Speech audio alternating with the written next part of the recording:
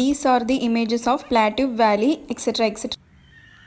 So far we have completed up to the topic Himalayas. Today we'll move to a new topic, that is the Great Northern Plain. So firstly we'll see what does mean by plain. Plain is nothing but a flat surface. அதாவது ஒரு plain ஆன surface மாதிரி இருக்கும். So that is plain. Okay. This fertile plain lies to the south of the northern mountains. This plain is one of the most extensive stretches of the alluvium in the world and is deposited by the rivers Indus, Ganga, Brahmaputra and their tributaries. These plains are formed by the sediments deposited by these rivers. Okay, so ஒரு river வந்து அந்த வழியா வந்து flow ஆகும்போது அதில் இதாகிற sediments எல்லாமே deposit ஆகி இந்த மாதிரி plain form ஆகுது. The length of the plain is about 2400 km and the width varies from 240 to 320 km. Its width increases from east to west. It covers an area of over 7 lakh square kilometer. So the total area is 7 lakh square kilometer and its length is 2400 kilometer and its width is 240 to 320 kilometer. The Great Plains of India is remarkably a homogeneous surface with an imperceptible slope. They are formed mostly by the depositional process of the Himalayan and Vindhyan rivers. These rivers deposit enormous quantity of sediments deposited along the foothills and floodplains. The important characteristics features of sediment deposition in the plains areas are as follows. So these plains are forming by the deposition of these rivers, that is Himalayan and Vindhyan rivers, and which is deposited along the foothills and floodplains. அதாவது அடிவாரத்தில் அந்த இதோட அடிவாரத்தில் அந்த மாதிரி deposit ஆகுது அப்படின்னு அர்த்தம். So the next heading is the Babar Plain. So this plain is also made up of several sediments and gravels which is deposited by the Himalayan rivers. So its width varies from 8 to 15 km and it is wider from Jammu Kashmir to Assam. Okay, so this plain is not suitable for cultivation. Only big trees with large roots thrive in this region. So இது வந்து cultivation பண்றதுக்கு ஏத்ததா இல்ல. The next heading is the Tarai Tract. It is a zone of excessive dampness, thick forest and rich wildlife. This tract lies to the south of Babar Plains. The width of this belt is 15 to 30. So this is 8 to 15 and this is 15 to 30. The Tarai is wider in the eastern parts of the Great Plains, especially in Brahmaputra Valley due to heavy rainfall. In many states, the Tarai forests have been cleared for cultivation. So this Tarai tract is a zone of excessive dampness. Dampness means wetness. Okay, so and thick forest and rich wildlife is happening here. So its width is 15 to 30. It is wider in eastern parts because of this Brahmaputra Valley due to heavy rainfall. And also in many states the Tarai forest have been cleared for cultivation. So forest எல்லாமே அவங்க வந்து cut பண்ணிட்டு அவங்க அதில் farming process start பண்ணிட்டு இருக்காங்க in many states. Okay, so next heading is the Bangar Plains. The Bangar represent the upland alluvial tracts of the Great Plains of India formed by the older alluviums. The Bangar land lies above the flood limits of the rivers. This soil is dark in color, rich in humus content, well drained and useful for agriculture. So this Bangar plain is formed by the older alluviums. So this is very important point. The Bangar plain will be formed by the older alluviums. அதாவது பழைய வண்டல் படிவுகள்ல இருந்து இது உருவாயிருக்கு அப்படின்னு சொல்லலாம். Okay, and also this is dark in color, rich in humus content, well drained and it is useful for agriculture. So the next heading is the Khadar Plains. The new alluvium tracts along the courses of the rivers are known as the Khadar or wetlands.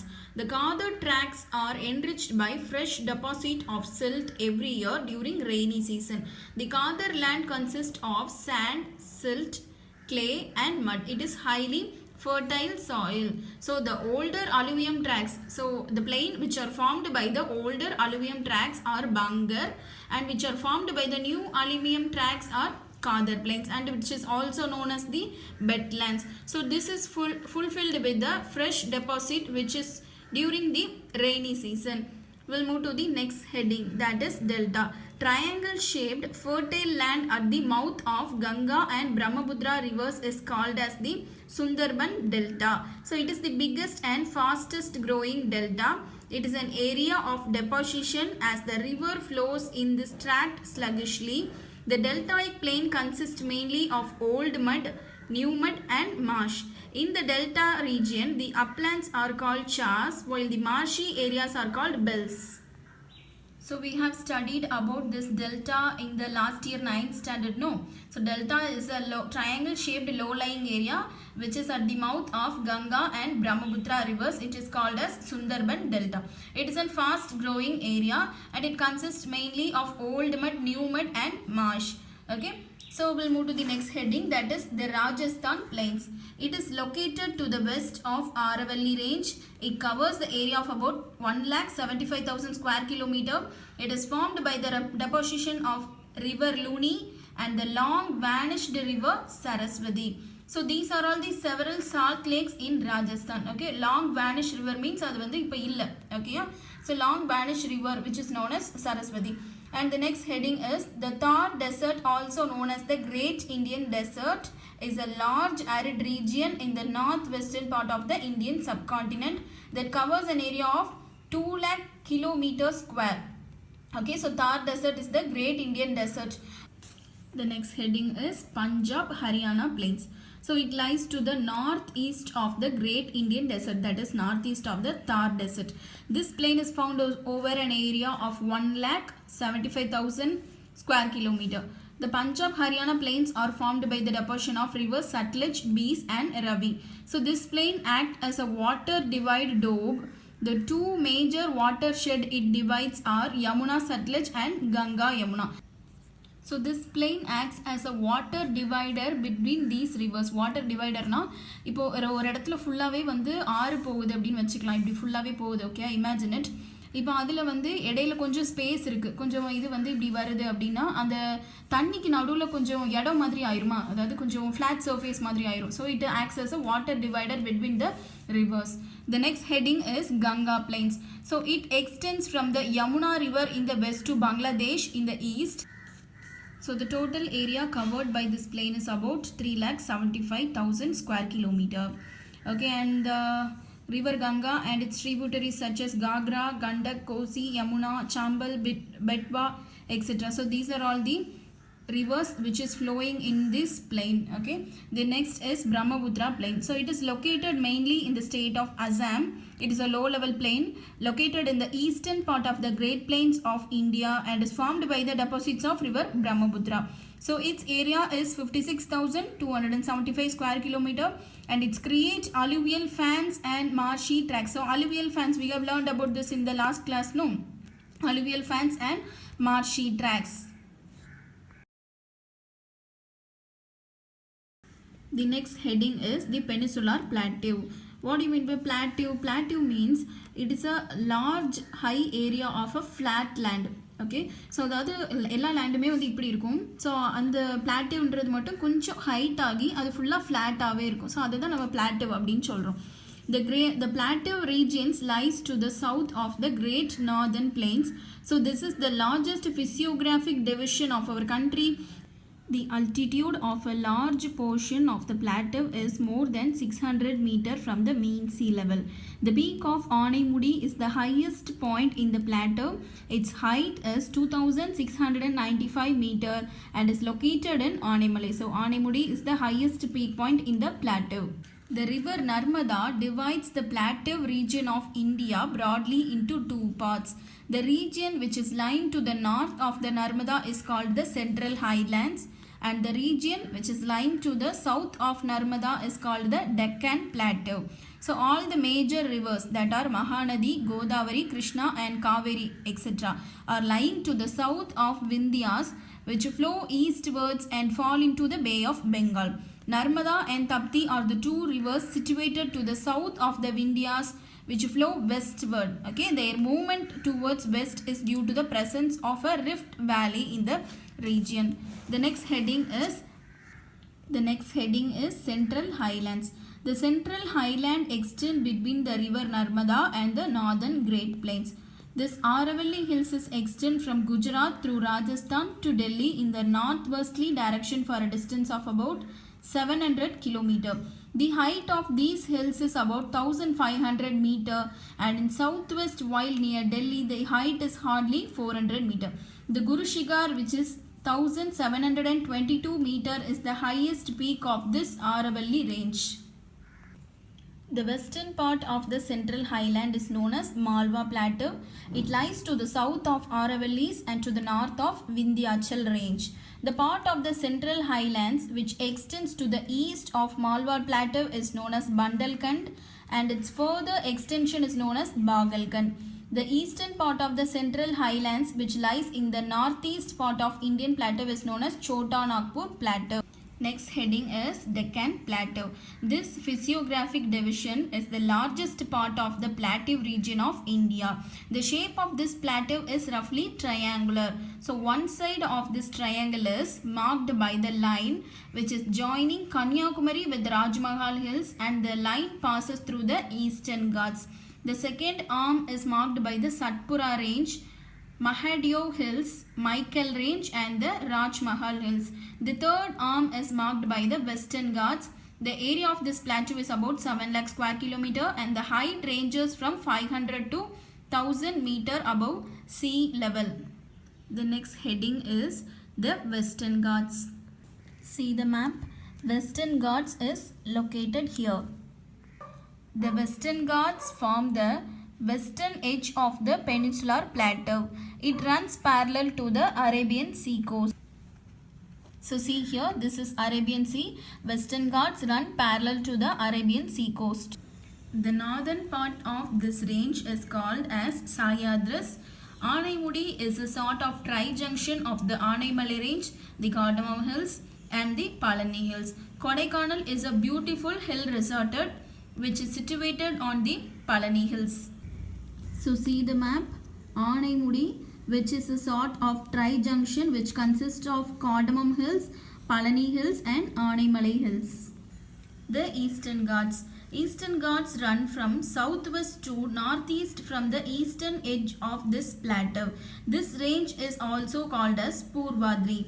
The Eastern Ghats join the Western Ghats at the Nilagiri Hills bordering Karnataka and Tamil Nadu. The Eastern Ghats are not continuous like the Western Ghats. The rivers of Mahanadi, Godavari, Krishna, Pennar, and Kaveri have dissected this range at many places.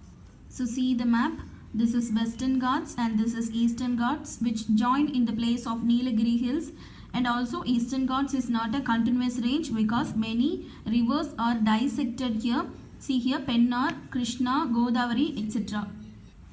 So the next heading is Western Coastal Plain and Eastern Coastal Plain. So Western Coastal Plain, it lies between the Western Ghats and Arabian Sea. And then Eastern, it lies between the Eastern Ghats and Bay of Bengal. The Western Coastal Plain, it lies between the Western Ghats and the Arabian Sea. It extends from Rann of Kutch in the north to Kanyakumari in the south, and its width varies from 10 to 80 km. It is mainly characterized by sandy beaches, coastal sand dunes, mudflats, lagoons, estuary, laterite platforms, and residual hills. The northern part of the West Coastal Plain is known as Konkan Plain. The middle part is known as Canara. The southern part of the plain is known as Malabar Coast, which is about 550 km long and 200 to 100 km wide. This part of the coast is characterized by sand dunes. Along the coast, there are numerous shallow lagoons and backwaters called Kyles and Terrace. Vembanad is a famous backwater lake found in this region. The Eastern Coastal Plain. It lies between the Eastern Ghats and the Bay of Bengal and stretches along the states of West Bengal, Odisha, Andhra Pradesh, and Tamil Nadu. These plains are formed by the alluvial fillings. The coastal plain between Mahanadi and Krishna river is known as the Northern Sircars, and the southern part lies between the Krishna and Kaveri rivers is called as Coromandel Coast. Among the backwater lakes of this coast, Lake Chilka is the largest lake in India to the southwest of the Mahanadi Delta. The Kolleru Lake, which lies between the deltas of Godavari and Krishna, and Pulicat Lake lies in the border of Andhra Pradesh and Tamil Nadu, are well-known lakes in the East Coastal Plain. So see here, this is Western Coastal Plain side and it extends from Rann of Kutch to Kanyakumari. And see here, this is Konkan Coast and this is the south side is known as Malabar Coast. This is eastern coastal plain, and it is it between the Mahanadi and Krishna river is known as northern Sircars, and south side is known as Coromandel coast, and this is the Chilka lake, which is the largest lake in India. The islands. India has two major island groups, namely Andaman and Nicobar and Lakshadweep. The former group consists of 572 islands and are located in Bay of Bengal, and the later one has 27 islands and are located in Arabian Sea. Andaman and Nicobar Island. These islands are located in an elevated portion of the submarine mountains. Since these islands lies closer to the equator, the climate remains hot and wet throughout the year, and as dense forest. The area of the island group is about 8,249 square kilometer. The entire group of island is divided into two. They are Andaman in the north and Nicobar in the south. These island groups are of great strategic importance for the country. Port Blair is the administrative capital of the Andaman and Nicobar Islands. The 10-degree channel separates Andaman from Nicobar group. The southernmost strip, the Indra Point, is a part of Nicobar Island. This is Andaman and Nicobar Island, and this is Indra Point. So see here, Kavaratti is the administrative capital of Lakshadweep Island. The uninhabited pit island of this group has a bat sanctuary. Uninhabited means மக்கள் யாரும் அங்கே இருக்காதவங்க, அதாவது வசிக்காமல் இருக்கிற ஒரு place அப்படின்னு சொல்லலாம். So bit ஐலாண்டில் வந்து ஒரு பேட் சாங்சுவரி இருக்குது, ஒரு பறவைகள் சரணாலயம் இருக்குது. Okay, so earlier it has 3 divisions. Earlier வந்து அது லக்ஷ்வதீப்னு சொல்லாமல் 3 டிவிஷன்ஸாக சொன்னாங்க. That is Laccadive, Minicoy and Amendeve, and it was later named as Lakshadweep in the year of 1973. The last heading is offshore islands. Besides the two group of islands, India has a number of islands along the western coast, eastern coast, in the delta region of Ganga, and in the Gulf of Mannar. Many of these islands are uninhabited and are administered by the adjacent states. So many islands இருக்குதாங்க. ஓகேயா, so அதை வந்து நிறைய மக்கள் வசிக்காத இடமா வெறும் தீவுகளாக மட்டுமே இருக்குது. அது எல்லாமே வந்து அட்ஜசன்ட் ஸ்டேட்ஸ் அப்படின்னா பக்கத்தில் உள்ள ஸ்டேட்ஸ் வந்து அதை மானிட்டர் பண்ணிக்கிறாங்க, அதை அட்மினிஸ்டர் பண்ணிக்கிறாங்க. That's all. The third part is over.